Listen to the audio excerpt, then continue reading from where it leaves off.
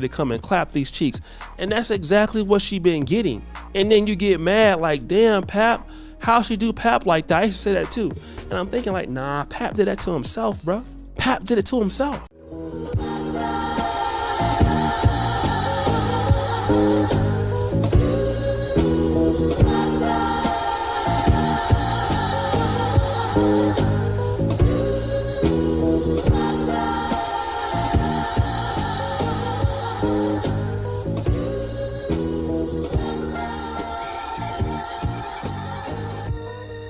Alright, you kids get to bed, I get the storybook. Remy In Peace, Burial of a BX Goddess. Chapter 1. The Release.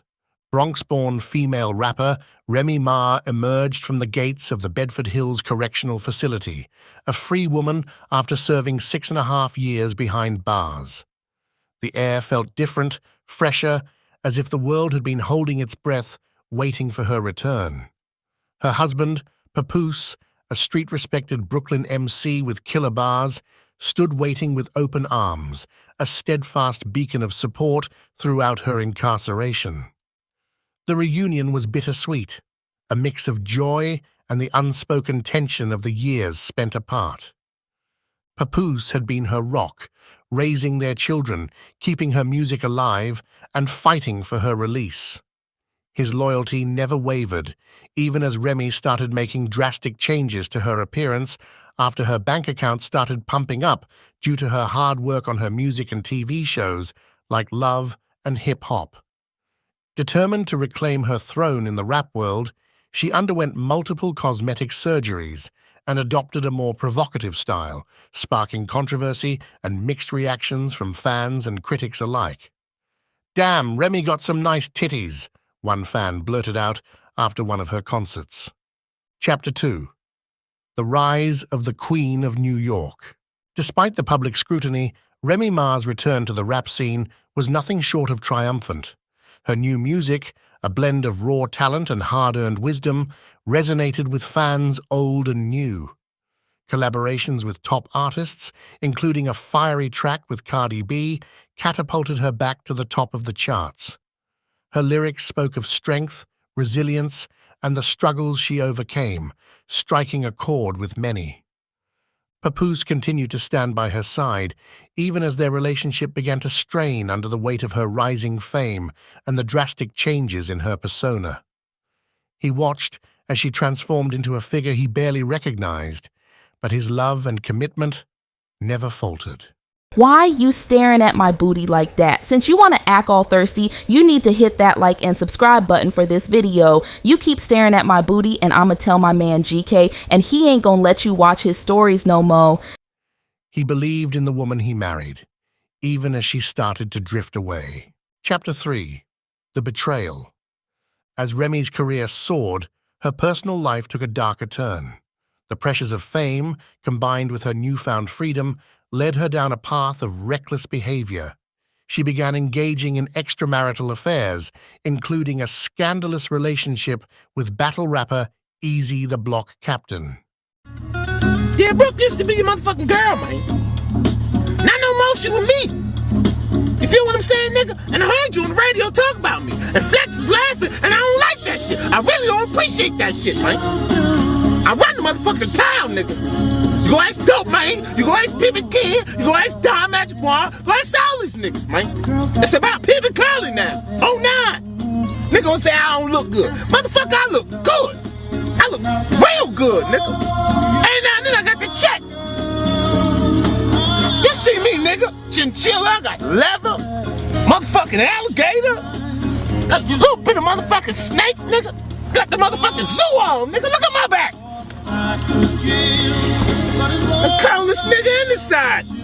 Coolest motherfucking nigga on the motherfucking east side, man.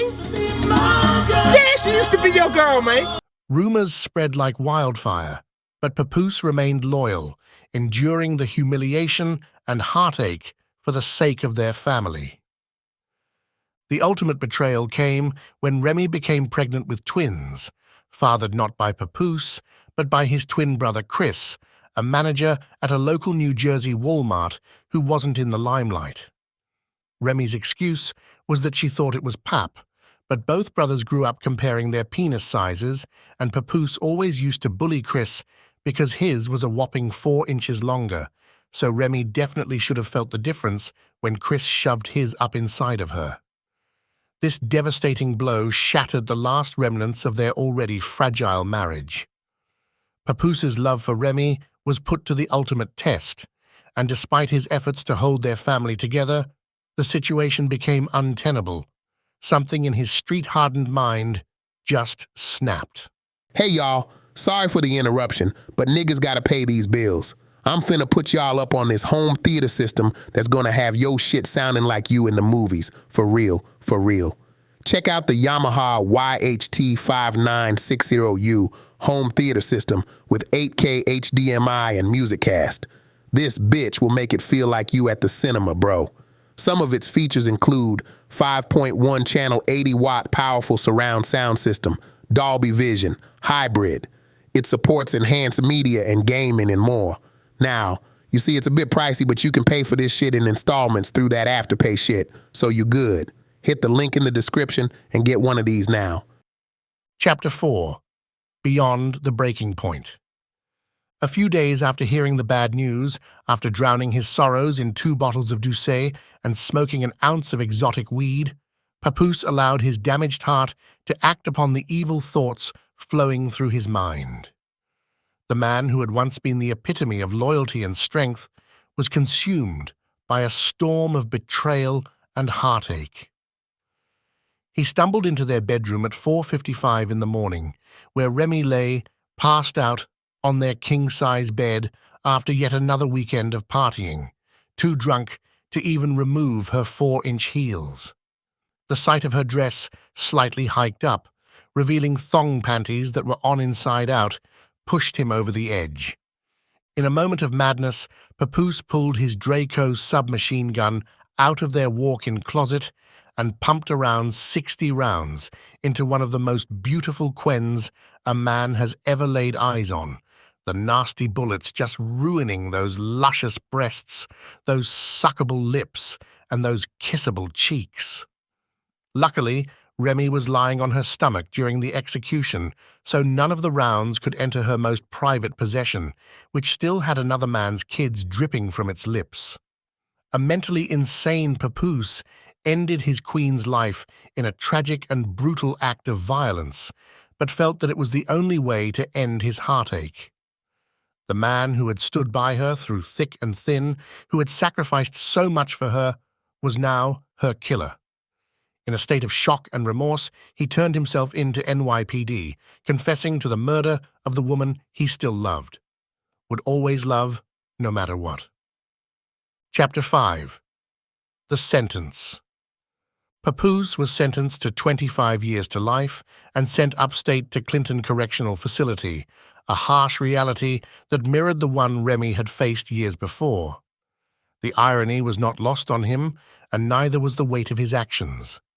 He was placed in the same cell block as Remy's son, Jason Scott, who had been incarcerated for murdering a man in Queens back in 2021.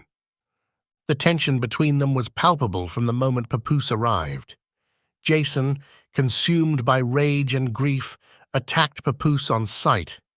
The veteran inmates, not wanting the men to get caught for fighting, which would have gotten them placed in solitary confinement, told them to settle their differences in a cell out of sight. The fight was brutal, a culmination of years of pain, betrayal, and loss, and the entire cell block tuned in as if it was Mayweather coming out of retirement to fight Terence Crawford. Chapter 6. The Final Confrontation. Papoose emerged from the cell, front toothless and bloody but alive, while Remy's son lay lifeless on the floor, under the bottom bunk, blood gushing from jagged cuts in his neck and face. The physical wounds were nothing compared to the emotional devastation that racked Papoose's soul. The man who had once been a pillar of strength was now broken beyond repair. Consumed by guilt and sorrow, Papoose made a decision that would end his suffering once and for all. Later that night, in the darkness of his solitary cell, Papoose unalived his own self, joining Remy and her son in death. The tragic end of their story left a void in the lives of those who knew and loved them, a stark reminder of the destructive power of betrayal and the fragility of the human heart. Epilogue, the aftermath. The deaths of Remy Ma, Papoose, and Jason sent shockwaves through the rap community and beyond.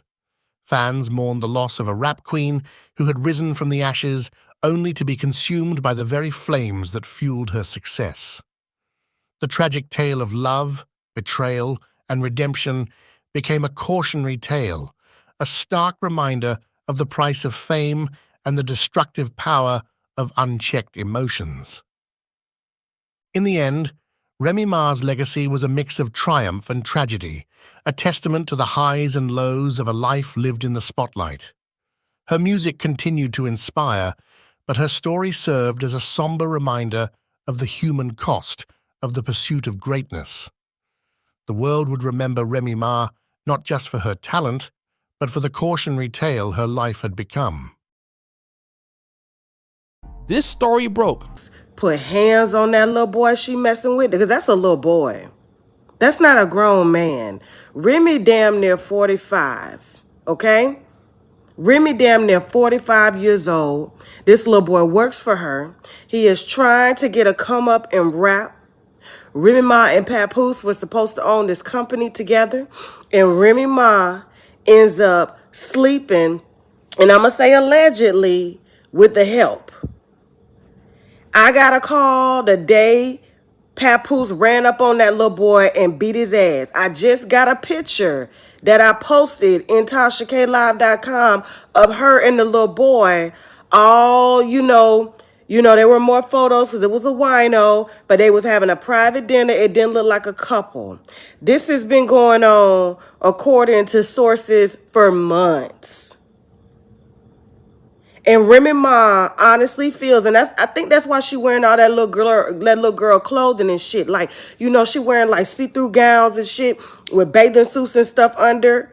Yeah, like I saw her wear that to the BET Awards. To my because I spent 6 years in prison. I'm really 35 or something like that. I'm not 45. No, you an old bitch. You an old bitch. You ain't got no business pouncing on this little boy. And then you taking him from city to city to do these battle raps, trying to get a come up. After you done used your husband. Oh my God. Y'all watch this. Watch this, y'all. Just watch this shit. When I tell you, my sources, they 98% right. Because I'm dealing with people that's in the industry. So when you